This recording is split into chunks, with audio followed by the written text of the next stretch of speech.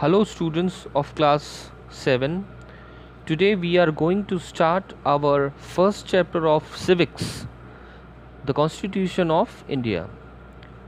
So first of all let us understand what is the meaning of constitution. Constitution का मतलब क्या होता है? Constitution है संविधान, ठीक है? Our country is governed by a set of rules. So constitution is a document which has all the rules, which has certain rules. Okay, what are these rules?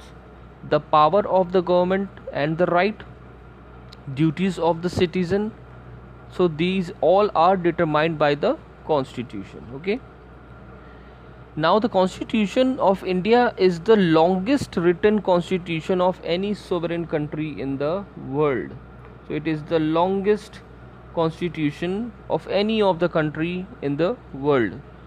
It consists of 25 parts, 463 articles, 12 schedules, 2 appendices and 97 amendments. Amendments means changes to the constitution. So it is the longest written constitution of the world, you can say. Now what is the role of Constituent Assembly? The Constitution of India was framed by the Constituent Assembly. So it was formed, or you can framed by the Constituent Assembly. Dr. Rajendra Prasad was the chairman of the Constituent Assembly. So Dr. Rajendra Prasad was the chairman of the Constituent Assembly. The assembly comprised of other members. What are they? Dr. B.R. Ambedkar, Maulana Azad, Sarojini Naidu, etc. So they were the other members of the Constituent Assembly.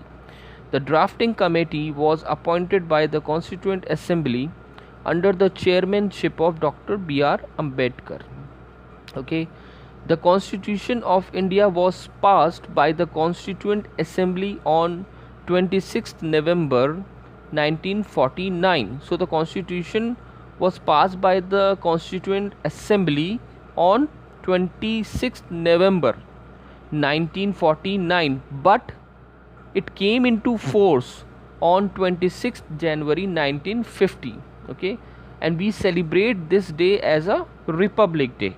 So we celebrate 26th January as a Republic Day, the day on which the Constitution came into force.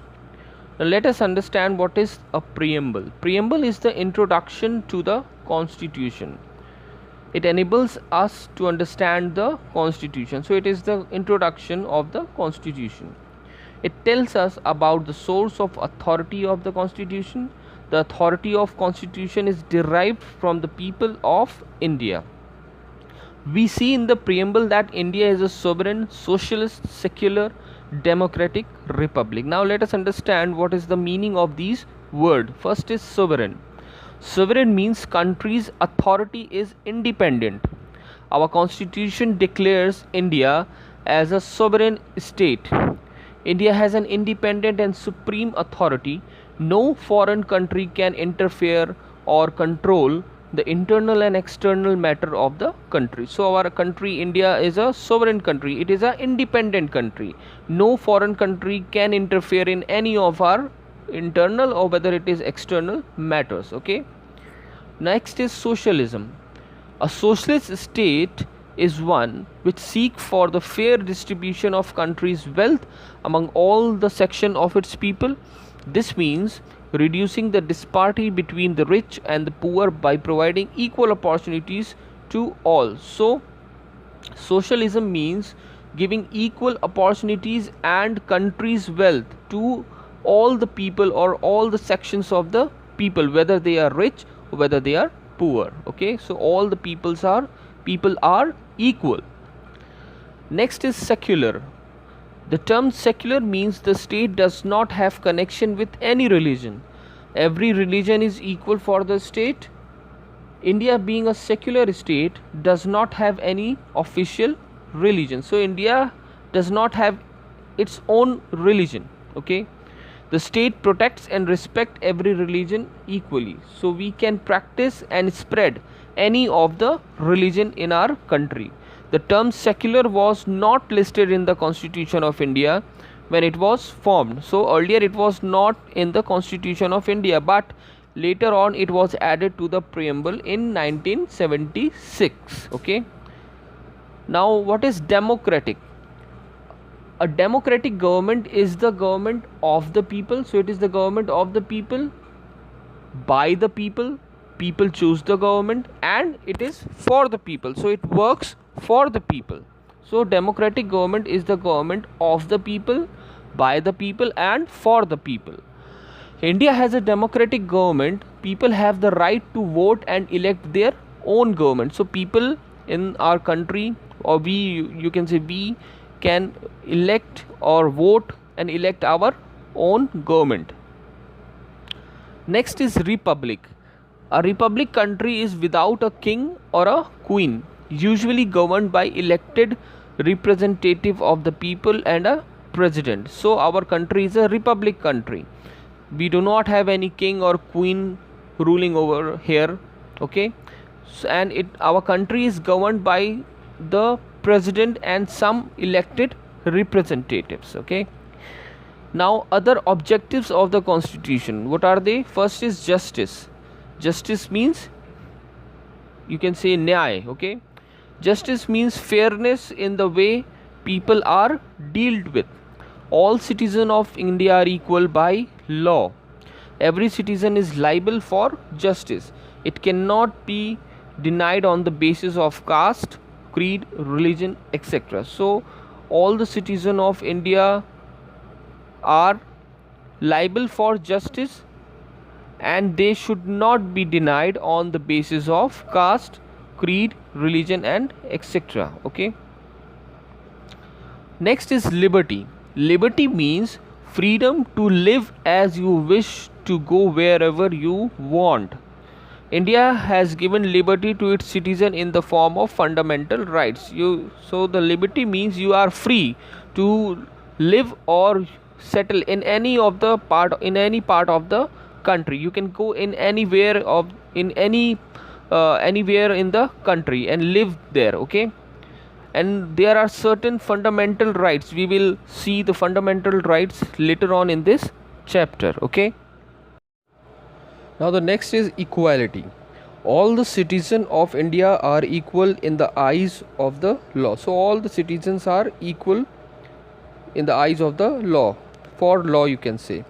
The state tries to achieve the objective of equality by not discriminating the people on the basis of class, color, creed, religion, etc.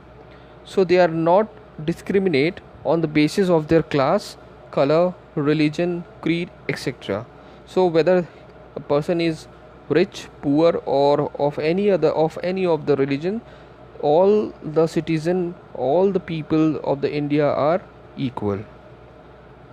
Fraternity means relating to brotherhood. So it is the feeling of brotherhood. Our country can achieve the objective of liberty and equality only when there is a feeling of brotherhood among people. Okay. Now the features of the constitution. First is written constitution. The architects of the Indian constitutions were influenced by the British model of parliamentary democracy. So the framers of the constitutions were influenced by the British parliamentary democracy. Okay. So in addition, a number of principles were adopted from the constitutions of the United States of America, Canada, Ireland, Germany, and Australia.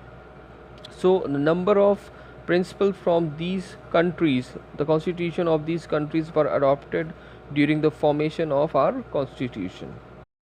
Now the parliamentary democracy. The parliament is the supreme law making body in India. So it is the supreme law making body of India.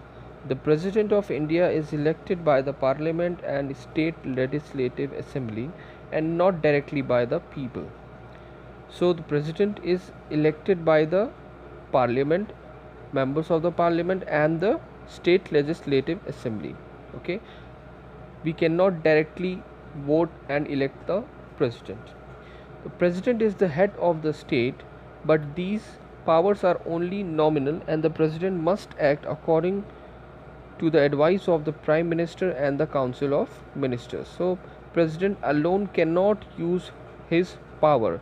He should consult with the prime ministers and the council of ministers before using any of his power, or you can say rights. Okay, the prime minister and the council of ministers exercise their offices only as long as they enjoy a majority support in the parliament, which consists of members directly elected by the people. So the prime minister and the council of ministers can enjoy, or you can say have the right, or you can say be in the power as long as they are in majority of the parliament. What are the majority? Which consist of members directly elected by the people. Okay, federal structure. The governments of the country is divided between the union and the state. Thus the state government have freedom to make laws for their state without intervention of the central government. So the state government can make their own laws for their state without any interference of the central government. Three subject lists, the union list, the state list and the concurrent list, define the legislative power of each level of government. Now let us understand what are these levels. The union government reserves the right to make law in areas specified on the union list. The state government are allowed to make laws in the areas specified on the state list, and the laws in the area listed on the concurrent list may be made at either a state or federal level. Now the independent judiciary. Judiciary means court. Now judiciary is free of control from either the executive or the parliament. Okay, so judiciary can take decisions of their own and they are not controlled by the government or legislature. The judiciary act as an interpreter of the constitution and as the intermediary in the case of disputes between two states or between a state and the union. So judiciary you can say check or decide the cases between the two states or between a state and a union. Changing the constitution. Amendment means changes to the constitution are made by the parliament. Okay, so the changes in the constitutions are made by the parliament, a procedure which is laid down in the constitution itself. An amendment bill must be passed by both the houses of the parliament by a 2/3 majority and voting. Judicial reviews refer that the constitution is the supreme power of the nation and all the laws are under its supremacy. In all the situation of conflict, the Supreme Court or the High Court interprets the law to decide. So they act according to the constitution. All the courts, whether it is Supreme Court or High Court, act according to the constitution in any of the cases if they are in conformity with the constitution. Now the rights and duties. Our charter of the right is contained in the constitution. It guarantees civil liberties such that all individuals can lead their lives in peace and harmony as citizens of India. These fundamental rights include, now what are these rights? Rights such as equality before law, freedom of speech and expression and peaceful assembly, freedom to practice religion, and right to constitutional remedy for the protection of civil rights. Fundamental duties obligate all citizens to respect the national symbol of India, including the constitution. So fundamental duties, you can say force, or they have some laws for all the citizens to respect the national symbol of India, including the constitution. They also obligate all Indians to promote the spirit of common brotherhood, protect the environment and public property, develop scientific temper, abjure violence and strive towards excellence in all the spheres of life.